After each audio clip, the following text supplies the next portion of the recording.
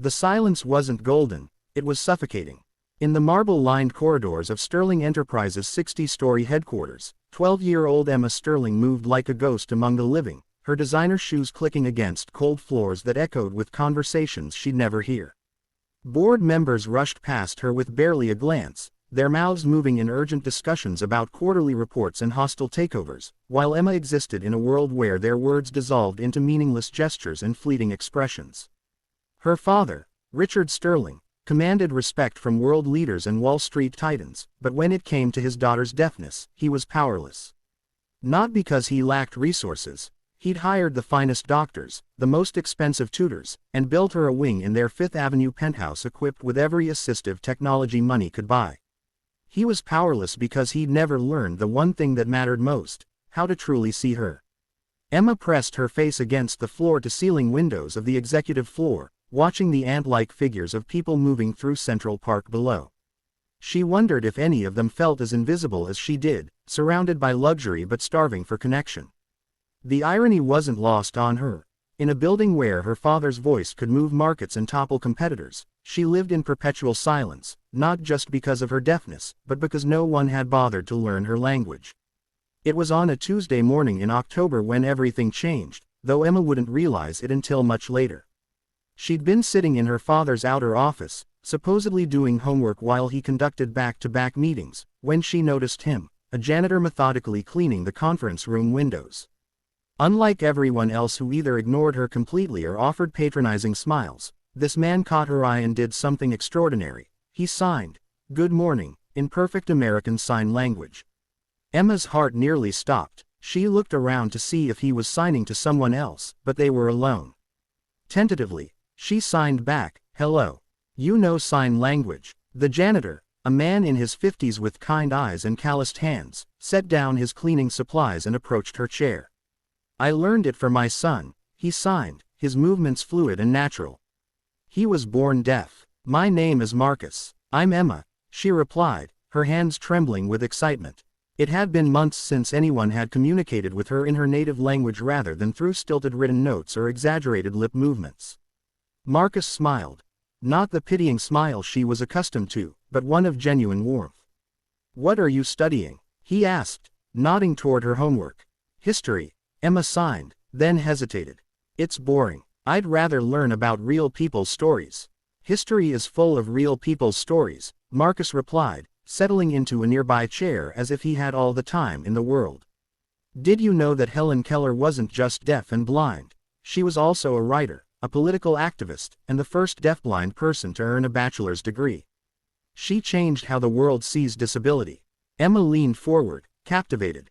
No one had ever talked to her about deaf role models or made her feel like her deafness could be a source of strength rather than limitation. For the next 20 minutes, until Richard Sterling's meeting ended, Marcus shared stories of deaf inventors, artists, and leaders who had shaped history. When her father emerged from his office, he barely glanced at the janitor before whisking Emma away to lunch, unaware that those 20 minutes had planted seeds of possibility in his daughter's heart.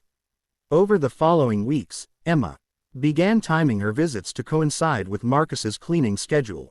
What started as brief exchanges evolved into deeper conversations. Marcus told her about his son, David, who had graduated valedictorian from Gallaudet University and now worked as an engineer. Emma shared her dreams of becoming a teacher, her frustration with feeling like an outsider in her own life, and her loneliness despite being surrounded by staff and tutors. Marcus listened without judgment and responded without condescension.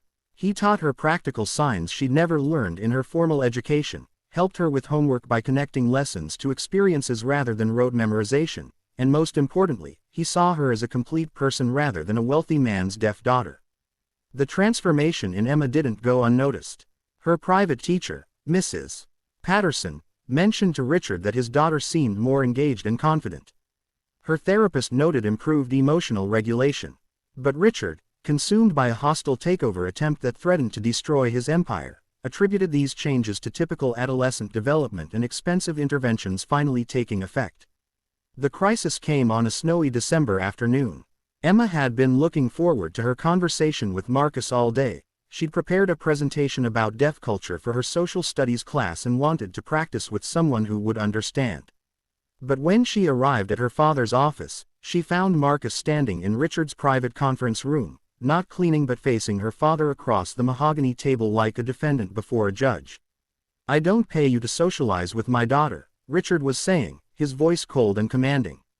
Emma couldn't hear the words, but she could read the tension in both men's postures, the flush of anger on her father's face, and the dignified resignation in Marcus's stance. She burst through the door, her hands flying as she signed frantically to her father, "Don't fire him. He's my friend. He's the only person who talks to me like I'm human." Richard stared at his daughter in shock.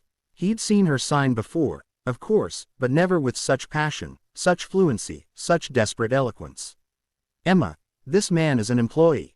You don't understand." Emma's signs were sharp, angry. "Everyone treats me like I'm broken or invisible. Everyone except Marcus. He taught me that being deaf doesn't make me less than anyone else. He taught me about Helen Keller and Laurent Clerc and all the amazing deaf people you never told me about. He listens when I talk about my dreams instead of just nodding and changing the subject." Marcus stepped forward, signing as he spoke so Emma could follow the conversation. "Mr. Sterling, I apologize if I overstepped boundaries. I never meant any harm. Your daughter is remarkable, intelligent, creative, full of potential. She just needs someone to recognize that her deafness is part of who she is, not something to overcome." For the first time in years, Richard Sterling found himself speechless. He watched the easy communication between his daughter and the janitor, saw the light in Emma's eyes when Marcus signed to her, and realized with devastating clarity that a man he paid minimum wage had accomplished what teams of expensive specialists could not. He had given his daughter confidence, connection, and hope. The snow continued falling outside the windows as Richard struggled with a revelation that shook him more than any business crisis ever could. His daughter wasn't broken and didn't need fixing, she needed understanding. She didn't need more therapies or technologies, she needed community. And he, despite all his wealth and power, had failed to provide the one thing money couldn't buy: genuine human connection. "Marcus," Richard said finally, his voice hoarse with emotion, "I owe you an apology. I've been so focused on trying to help Emma succeed in a hearing world that I never considered teaching our world to succeed with Emma."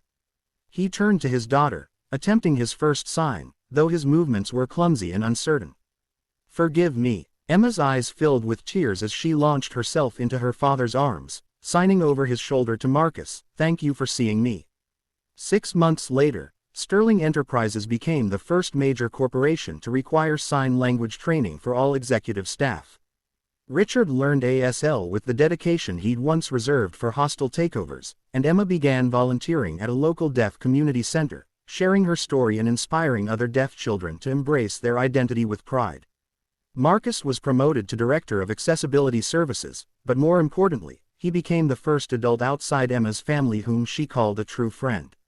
His simple act of recognizing her humanity had rippled outward, transforming not just Emma's life, but her father's perspective and ultimately, an entire corporate culture. In a world that often mistakes volume for importance and wealth for worth, sometimes the most profound changes begin with the quiet courage of someone willing to reach across the silence and simply say hello.